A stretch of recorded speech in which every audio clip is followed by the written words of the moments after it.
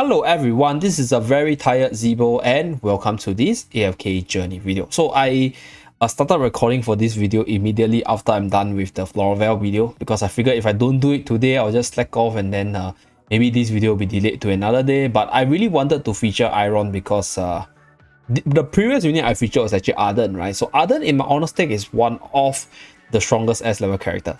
But Eironn is without a doubt the strongest S level character in game right now. So why is this unit the strongest? Right, this unit is the strongest because this unit can cheese a lot of contents.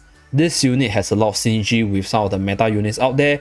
A lot of strategies, combos, and team building is built around this unit, and subsequently, this unit can do a little bit of everything. So in today's video, I'm going to talk about why this unit is OP, and then showcase some of my arena matches, as well as the Trial of Abyss matches, where people are actively using Eironn, even at the really tough stages up there.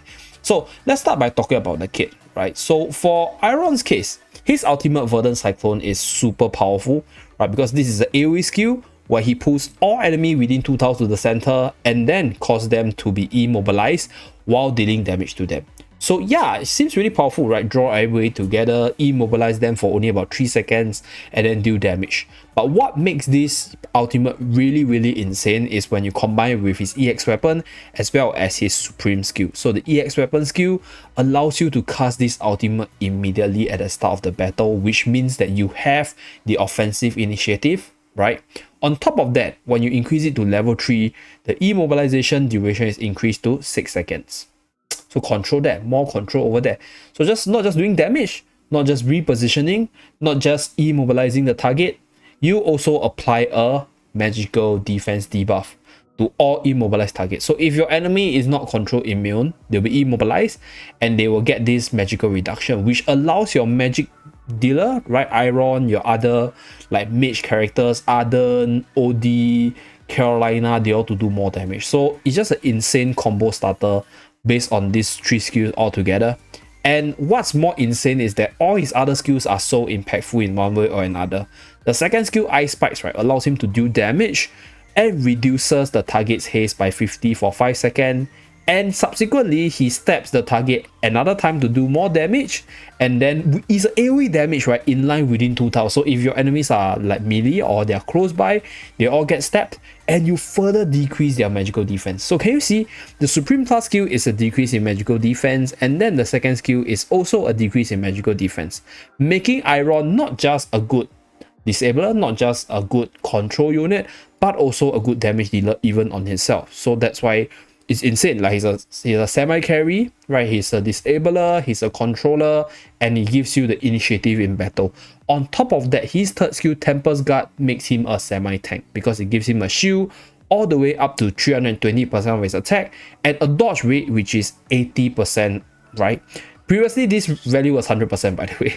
It's even more insane. Let me tell you this, like previously, he was even more insane because dodge rate is basically the ability to dodge normal attack. So when he dodges a normal attack, no damage is taken. So if your enemy is playing like a normal attack team, right, against 100% dodge rate, Eironn previously, they basically just keeps on missing on him. So that's just how good he was. And even to this day, he's still insane. In fact, that's why this like whole kit of his is just so insane because he can do a little bit of everything and he's so good at all of them in one way or another that, like, yeah, if you don't use him, right, you're just losing out, you're disadvantaging yourself. So the way to play the game right now is either be on the Eironn side or be on the side to counter Eironn. Like, that's just basically the late game meta as of what it is. Okay, so hero focus is basically increase in range defense, right? So can you see, like, this skill and this skill makes him tankier, this skill and this skill and this skill gives him more control, more initiative, and then this skill further increases his damage output by doing additional damage as well as providing a debuff on haste and magical defense. So overall, he is a complete package, right? He's a little bit of everything and he's also good at all the things that he's trying to do. That's why this unit is one of the strongest unit. In fact, I'll say most people will agree with me, even if I say that he is the strongest in the game right now. So with that, let us move on to my arena runs. Okay, I've featured Eironn in my videos quite a few times. So in this video, I'm just gonna like showcase like some of the replays I have because you guys can see I get attacked a lot. So over here, I'm not gonna showcase my losses because I want to make Eironn look good, so I'm going to showcase my victory. But Eironn is not a unit which you cannot counter, right? With enough planning, with enough stats, with the units to counter him, he is quite easy to actually build around. But that is if you have the units, because I think right now most of the metas, they are, I'll say, like not Mauler centric. I don't think a lot of people actually build their teams around Maulers. So Mauler is definitely your best answer to deal with Eironn. And obviously if you have just went through his kit, right, the best way to deal with him is to just use melee units, because that will render his range defense buff slightly less useful, right, against your team. So that is one strategy that I'm telling you guys, but there's also many other ways to counter him. But in this video, I'm just going to showcase how good he is, and I'm going to showcase my own run and then show you guys how he does things in the arena. So this is just one, and let's start with this replay. Okay, so the opponent is also running the Eironn-Carolina combo, as you guys can see. Right, so he's running the Eironn, Arden, and Carolina triple mage. So for me, I'm running the double sustain. I'll say, I think if you're running the double sustain comp with Eironn, it gives you more survivability. So if your enemy doesn't snipe your heroine and the ultimate goes off, you basically win the match most of the time. So that's for the double defensive strat with Eironn. And what Eironn does for the team is just offer more like control, more immobilization, more repositioning, so that you buy more time for your heroine to actually use the EX ultimate, right? When you have her at the EX10 at least, right, with Supreme plus skill.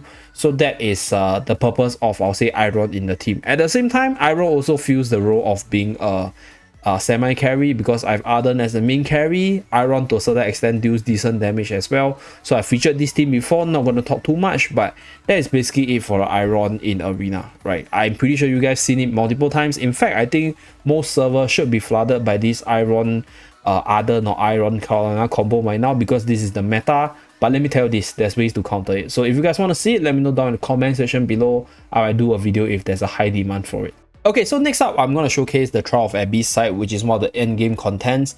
So for myself, I'm stuck at 389, or rather I didn't bother to sit down and fully push through this stage, because like it's really hard, and I think you need a lot of trial and error, a lot of just retrying. So I just decided to take a break. I'll probably push it tomorrow or something, or maybe in the next stream.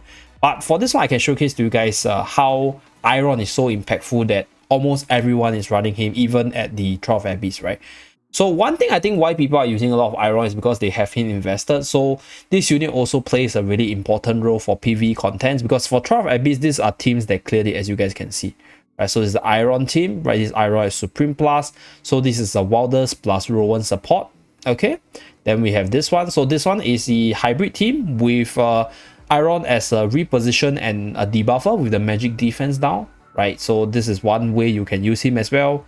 So we have another team, right? Eironn Florabelle. So Eironn group everybody together, and then Arden Roots, right? Carolina control, and then Florabelle ultimate to stun the enemy. That's one way to do it as well. So this guy doesn't have Eironn. This guy runs the Florabelle Eironn combo as well. So you guys can see for yourself, like Eironn is basically, this guy is my friend. Massive pick.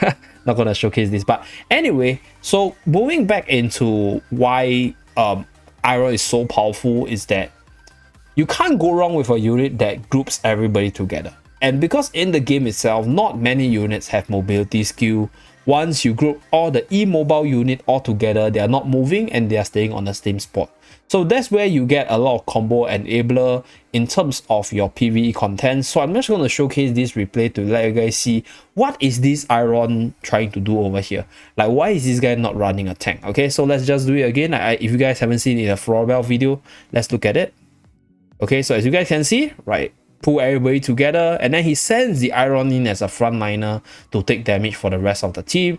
And then Arden uses the skill. Okay, Carolina uses a skill, and then you guys can see the Florabelle stuns, right? So this stun is maximized in the impact because Eironn actually grouped everybody together.